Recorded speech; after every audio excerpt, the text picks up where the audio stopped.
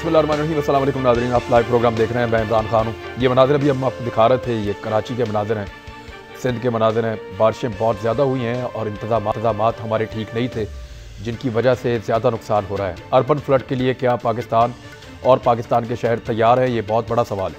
अभी थोड़ी देर पहले मैं अपने घर से जब आ रहा था यहाँ स्टूडियो में, तो रास्ते में मेरे रास्ते में भी एक नाला आता है। थोड़ी देर बारिश हुई है और उसके बाद लाहौर में यहाँ पे भी वो नाला और सड़कें सब बराबर हो चुकी थी। इंतज़ामात यहाँ पे भी नहीं है, यानी भल सफाई का अमल या नालों की सफाई का अमल लाहौर में भी उस लेवल का नहीं हुआ, क्योंकि यहाँ पे उस किस्म का फ्लड नहीं आया और उस किस्म की बारिशें नहीं हुई। तो इस वजह से हम बच गए हैं, या कुछ इंतज़ामात जो हैं वो पुराने हुए हैं, जिस वजह से बचत हो गई है। लेकिन इस मरतबा भी अगर लाहौर में इस लेवल की बारिशें हुई तो यहाँ पे भी मुझे ऐसा लगता है कि बचना मुश्किल नहीं होगा। यहाँ पे भी बार बार पानी खड़ा हो रहा है, बहुत ज़्यादा पानी खड़ा हो रहा है। माजी में ऐसा नहीं था जैसा इस दफ़ा यहाँ पे लाहौर में भी हो रहा है। और बाकी शहर भी क्या, हमारे जो बड़े बड़े शहर हैं वो अर्बन फ्लड से निपटने के लिए तैयार हैं। कोई रेस्क्यू का इंतज़ाम हमारा मौजूद है। छुट्टी का ऐलान किया गया कराची में, तो इससे आप अंदाज़ा करें कि इंटेंसिटी इस मामले की, सिंध भर में छुट्टी का ऐलान किया गया। तो ये इससे आप इस मामले की इंटेंसिटी का अंदाज़ा करें कि ये कितना ख़तरनाक मामला है। ये जो मनाज़र आप टेलीविज़न स्क्रीन पे देख रहे हैं, ये हम एक्सपेक्ट नहीं कर सकते थे। ये जो वाटर फ्लो है इसको किसी तरफ तो जाना था, लेकिन अनफॉर्चुनेटली हुआ क्या, हुआ ये कि जहाँ पे इस पानी को बहकर जाना था वहाँ पे भी नाले बंद हैं, गैर कानूनी जो है तामीरात की गई हैं। माजी में बहुत सारी ऐसी बिल्डिंग्स और घर मौजूद हैं जो नालों के ऊपर तामीर किए गए हैं, और जो निकासी आपका सिस्टम था उसको पूरी तरह से पिछली चंद दहाइयों में मफलूज कर दिया गया है। क्या इतना बड़ा ऑपरेशन इस वक्त देखें ना, आपके शहरी, ये जो मंजर आप अभी देख रहे हैं इसमें शहरी पुलिस की मदद कर रहे हैं। अच्छा, अब जो बड़ा सवाल पैदा होता है वो ये है कि ये एक बारिशों ने आके सारी गवर्नेंस की कली खोल दी है और हालात आपके सामने हैं। क्या ये मुमकिन है कि उन तमाम बिल्डिंग्स को, उन तमाम प्लाजों को, उन तमाम शादी हालों को, उन तमाम छोटी छोटी फैक्ट्रियों को जो लोगों ने लगाई हैं नालों के ऊपर, नदियों के ऊपर, जो रास्ते पानी के बंद किए हैं, उनको ख़त्म किया जाए, दोबारा से सफाई की जाए और इस शहर में एक ग्रैंड ऑपरेशन किया जाए, ख़ास तौर पे कराची में? क्या कराची के लोग, कराची की हुकूमत और सिंध की हुकूमत और वफाक मिल के ये काम कर पाएंगे? इन चीज़ों पे आज हम बात करेंगे। यहीं से शुरू करते हैं।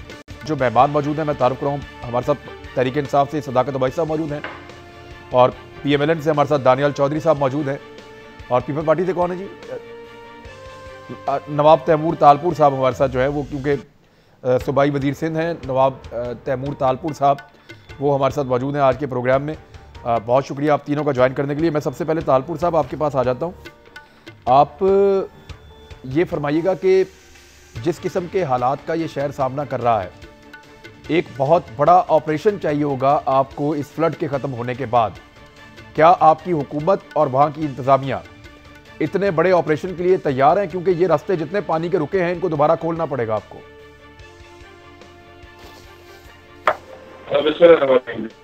ये तो बहुत ही एक सिंध का कर रहे हैं, उनमें बहुत ज्यादा हमारे इश्यूज आ गए हैं। कराची में भी रिकॉर्ड बारिशें हुई हैं कराची की हिस्ट्री में, और इसी तरह से इसका कराची में फेस कर रहे हैं। सिंध में भी अलग अलग रूरल अर्बन प्लानिंग। साहब आपकी आवाज़ के अंदर कोई डिस्टॉर्शन है, कोई प्रॉब्लम है? मैं आपको दोबारा सवाल कर लेता हूँ, लेकिन सीरियस है सदाकत भाई साहब। अब तो आपको इंटरवीन करना होगा सूबाई हुकूमत के साथ मिलकर, इदारों के साथ मिलकर। कराची के लिए एक नया मास्टर प्लान बनाना पड़ेगा आपको, बहुत सारे सर्वेस करने पड़ेंगे और बहुत बड़ा ग्रैंड ऑपरेशन करना पड़ेगा। क्या आपकी हुकूमत सिंध हुकूमत के साथ मिलकर इस किस्म की एक कार्रवाई के अंदर जाएंगे मुस्तकबिल करीब में? इमरान साहब बहुत शुक्रिया। मेरा नहीं ख्याल कि हुकूमत जो है उसको इंसानी जान और माल के तहफ़्फ़ुज़ से बड़ी उसकी कोई जिम्मेदारी होती है, चाहे वो लोकल गवर्नमेंट हो, चाहे वो सूबाई हुकूमत हो, चाहे वो आपकी फेडरल गवर्नमेंट हो। तो हमारा पिछले अरसे से कुछ इनसे इख्तलाफ भी चलता रहा है, और हम समझते हैं कि शायद बाकी जगहों में भी मसाइल हैं, लेकिन कराची शहर की ख़ास एक पॉलिटिकल डायनामिक्स है कि कराची शहर में जो कि पीपल्स पार्टी की सूबाई हुकूमत है, और 18वीं तरमीम के बाद सारे इख्तियारात जितने आपने प्रॉब्लम बताए वो सारे इख्तियारात में अक्सरियत इख्तियारात उनके पास हैं, और इख्तियारात होने के बावजूद सिंध में चूँकि उनको वोट नहीं मिलता, और पाकिस्तान का मुआशी हब है, पाकिस्तान का मैं तो समझता हूँ कल्चरल हब भी है वो, और उस सारा होने के बावजूद पूरे पाकिस्तान के लोगों को, मुख्तलिफ कौमियतों के लोगों को कराची ने अपने अंदर समाया हुआ है, और पाकिस्तान का रेवेन्यू का सबसे बड़ा सोर्स, अगर इस तरह लोग वहाँ पे ख्वार हो रहे हैं और इंफ्रास्ट्रक्चर बर्बाद है, तो मैं तो समझता हूँ कि वफाकी हुकूमत को ये चीज़ फौरी फैसला करना चाहिए, और इस मामले में जितने ये सियासत हो रही है उसको छोड़ के लोगों को बचाना चाहिए, उनकी ज़िंदगियों को, उनके कारोबारों को, उनके जान और माल को तहफ़्फ़ुज़ देना जिम्मेदारी है। मैं समझता हूँ कि कोई दूसरी राय नहीं है कि फिल फॉर बैठ के, तो ये जितनी आपके सियासी और जमहूरी ये बातें हैं, अगर जमहूर कोई तहफ़्फ़ुज़ नहीं है, 13 साल हुकूमत है, करप्शन की कहानियाँ अलग हैं, लेकिन आपने क्या कराची को डिलीवर किया?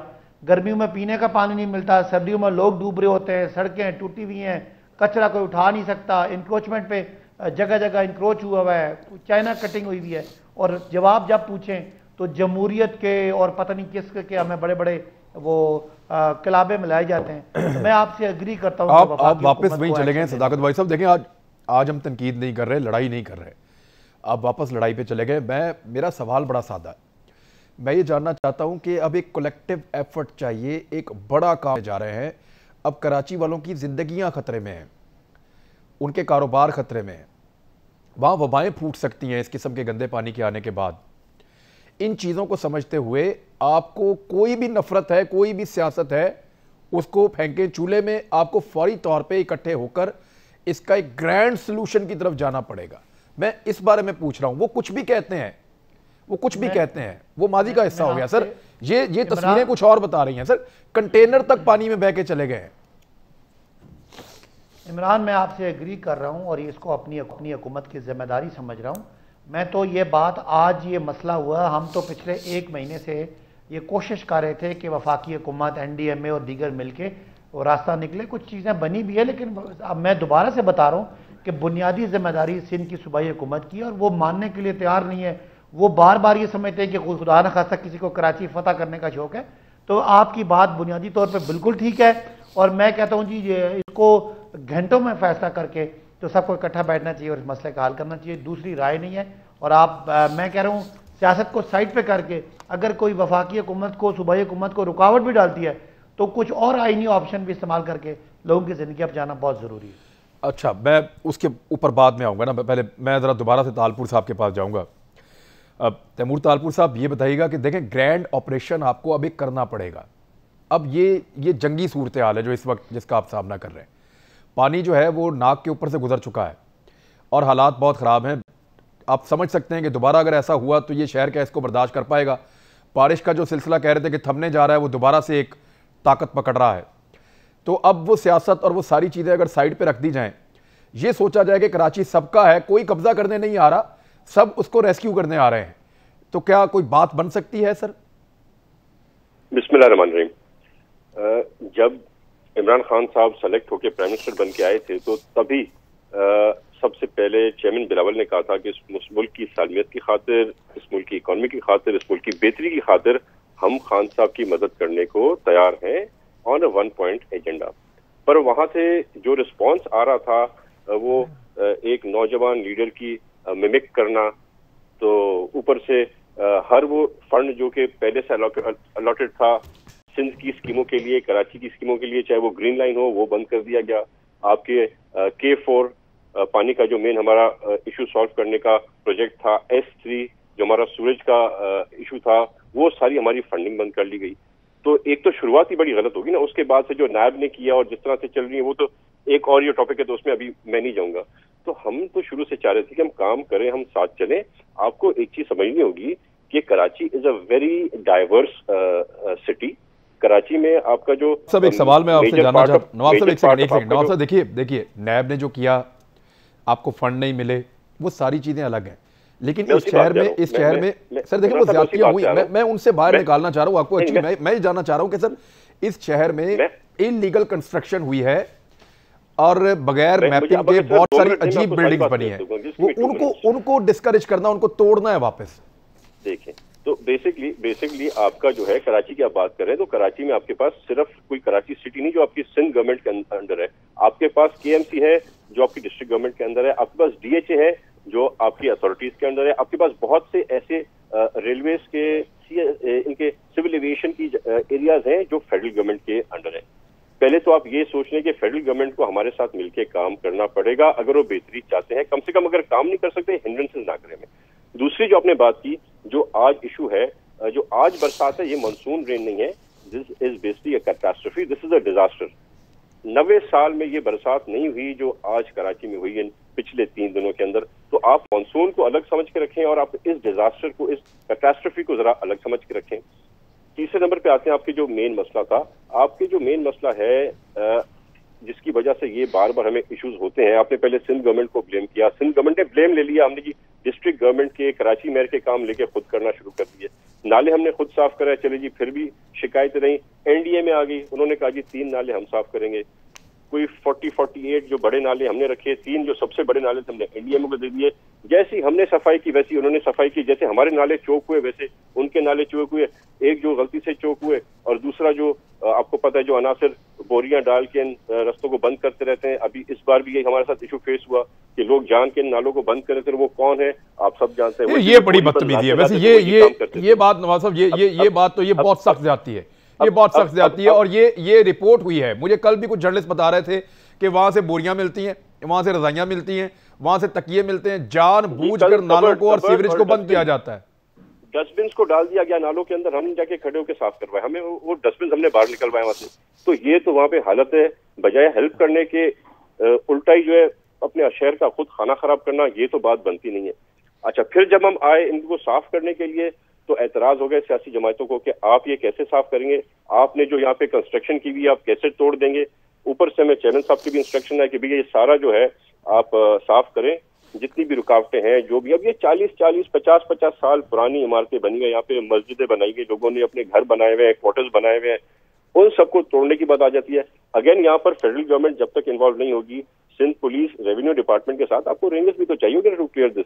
ये भी तो सारी हुई आप ठीक कह रहे हैं, बड़े-बड़े जो नाम थे ना, यही नवाब साहब, यही तो नुक्ता है, यही तो नुक्ता है। You do need support. आपको सर देखिए, आपको सपोर्ट चाहिए वफाक की, वफाक को सपोर्ट चाहिए आपकी, और कराची के लोगों को दानियाल चौधरी साहब सपोर्ट चाहिए इन दोनों की।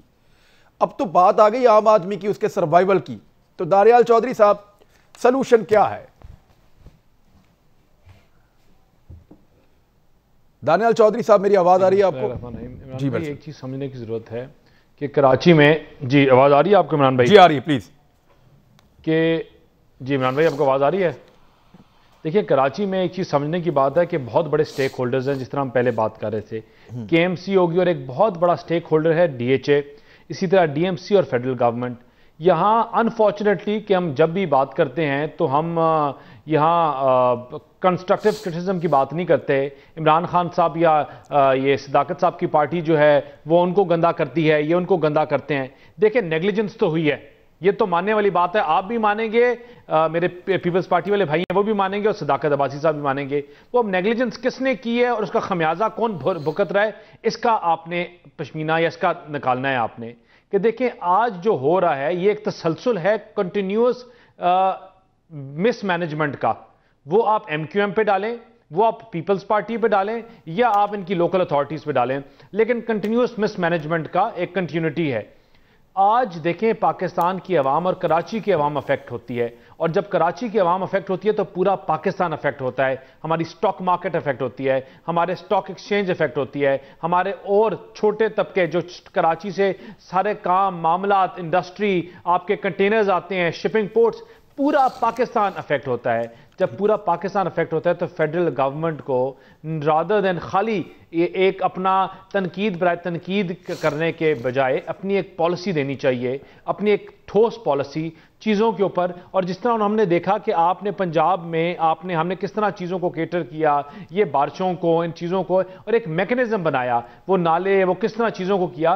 तो आई थिंक कि अगर अपना एक प्रॉपर मैकेनिज्म के थ्रू और कंस्ट्रक्टिव क्रिटिसिज्म के थ्रू चलेंगे तो चीज़ें बेहतर हो जाएंगी। वरना जो हम कराची का हाल देख रहे हैं, ये बद से बदतर होता जाएगा। वो नाले हैं, वो बेरोजगारी है, वो इलीगल कंस्ट्रक्शन है या और कोई मसले हैं। जब तक फेडरल गवर्नमेंट अपना स्टेक इस पे आगे नहीं करेगी, आगे नहीं चलेगी, पायनियर नहीं करेगी।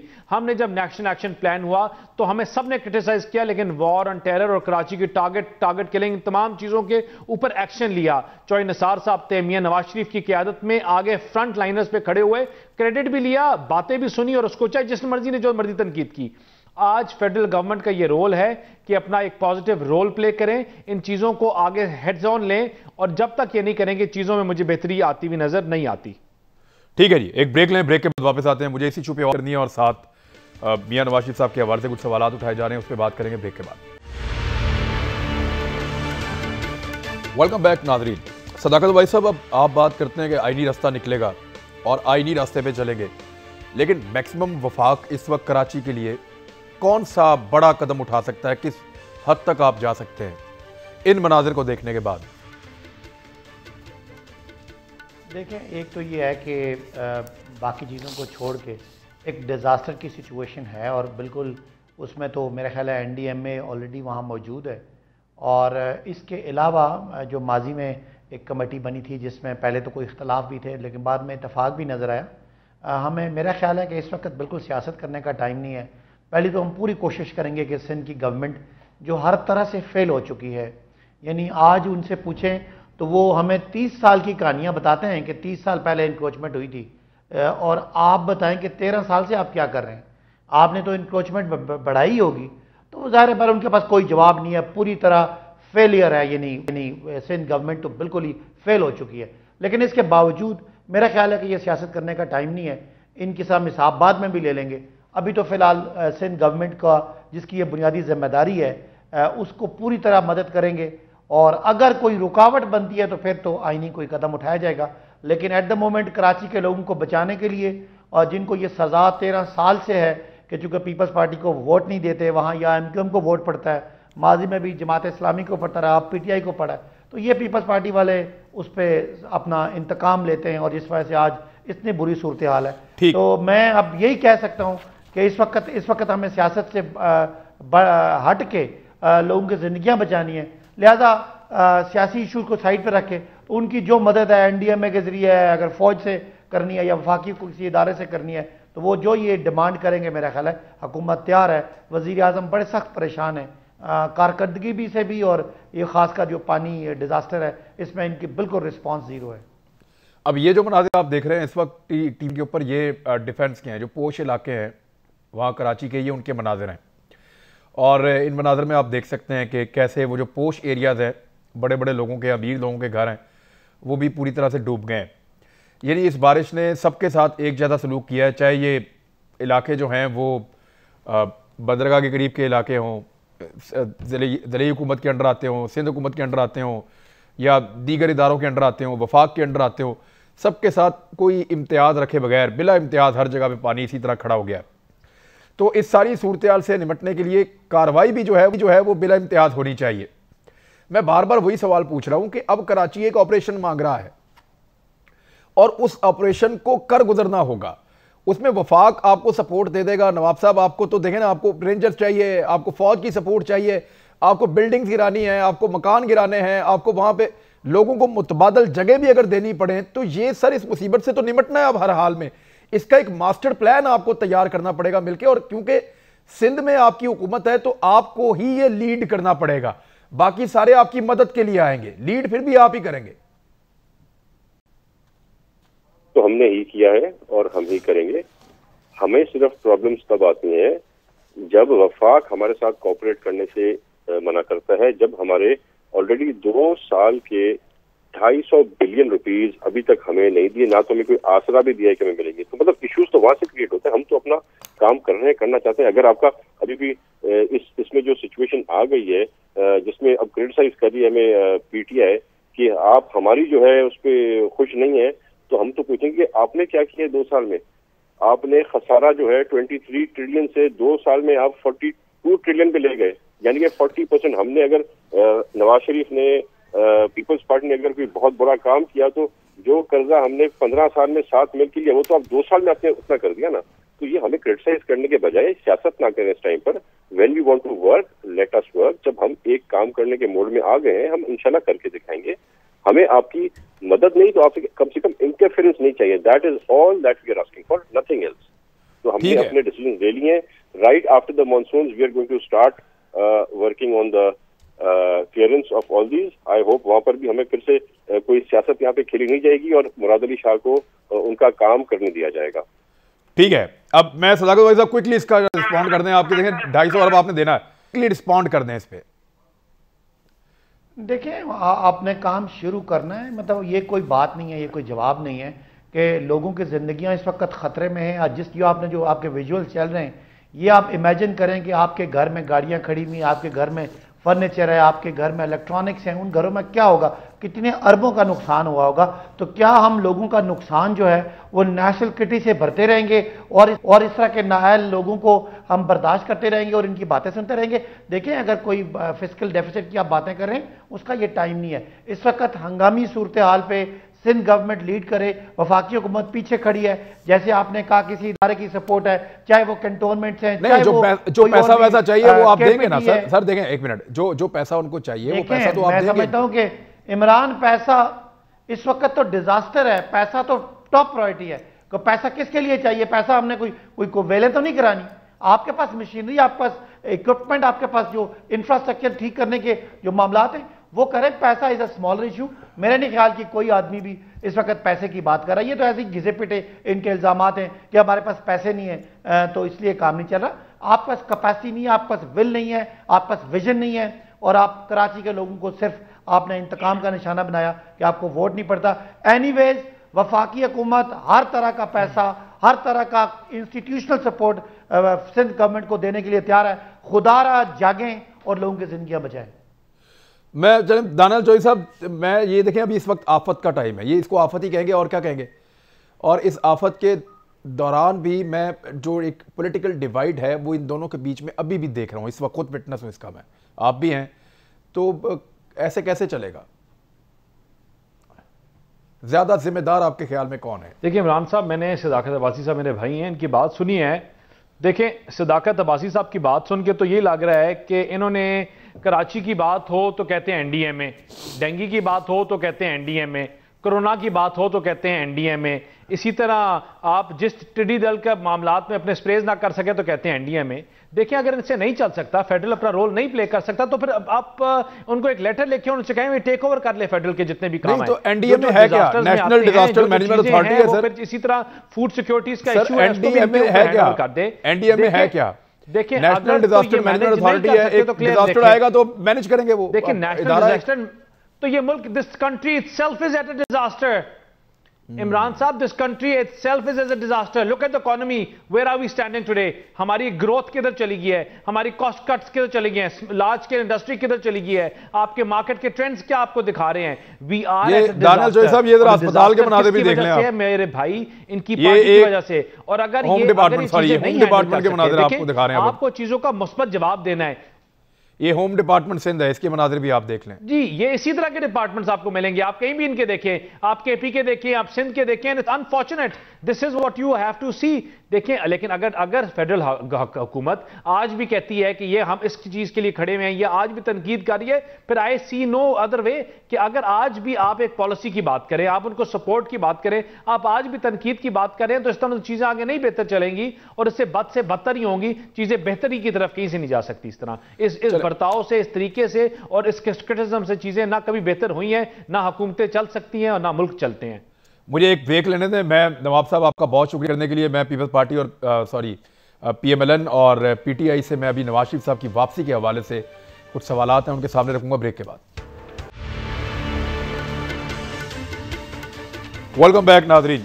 अब एक और इशू पे आ जाते हैं। प्राइम मिनिस्टर ऑफ पाकिस्तान अभी एक इंटरव्यू भी दे रहे हैं और उन्होंने कुछ बातें की है, वो मैं आपके सामने रखता हूँ इस वक्त। सदाकत भाई साहब, प्राइम मिनिस्टर ये कह रहे हैं कि मेरे लिए बड़ा आसान है 5 साल पूरा करना। फिर वो एक बल्दियाती सिस्टम की बात कर रहे हैं कि एक बेहतर बल्दियाती सिस्टम मैं ला सकता हूँ, 5 साल बड़े आराम से पूरे कर सकता हूँ अगर मैं इनको एनआरओ दे दूँ। अब वो जो एनआरओ, बल्कि सदाकत भाई साहब एक सेकंड ठहरे आप जरा। आप जिस चीज़ को एनआरओ कह रहे हैं, मैं जरा पहले पीएमएलएन से पता करूँ वो इसको एनआरओ कहते हैं या नहीं कहते। अगर आप वो ड्राफ्ट पढ़े ना दानियाल चौधरी साहब, तो आपको वो ड्राफ्ट पढ़ के आपको ये समझ आ जाएगी कि नैब नाम का कोई इदारा हुआ करता था अगर वो ड्राफ्ट कामयाबी के साथ कानून बन जाए तो। यानी उसके अंदर तो आपने नैब के सारे पर पुर्जे काट के फारिग करके उसको फेंक दिया है, लूला लंगड़ा बना के, टुथलेस बना के उसको आप छोड़ दिया है। अगर वो ड्राफ्ट आप पढ़ें तो जो पीएमएलएन ने और पीपल्स पार्टी ने दिया है, तो ये फिर एनआरओ नहीं है, तो आप क्या मांग रहे हैं उस कानून को पास करवाने के लिए? देखिए इमरान भाई, एनआरओ उनको ज़रूरत है जिन्होंने इस मुल्क की मैशत का बेड़ा गर्क कर दिया है। एनआरओ उनको ज़रूरत है जो 5.8 से शुरू हुए थे और आज पाकिस्तान के अवाम से झूठ बोलने के बावजूद कुछ 0.3 0.4 इशारिया माइनस पे चले गए हैं। एनआरओ उनको ज़रूरत है जिस मुल्क में जिसमें आज हम बैठे हैं, यहाँ बिजली का बहरान, यहाँ चीनी का बहरान, यहाँ आपने कभी हर महीने बाद कभी टिड्डी दल का हमला, कभी डेंगू का, इन तमाम चीज़ों के बावजूद ये हाल कर दिया। एनआरओ की उनको ज़रूरत है जिन्होंने 20,000 नौकरियों 1 करोड़ नौकरियों का वादा दिया था लेकिन 20 लाख लोगों को बेरोज़गार कर दिया।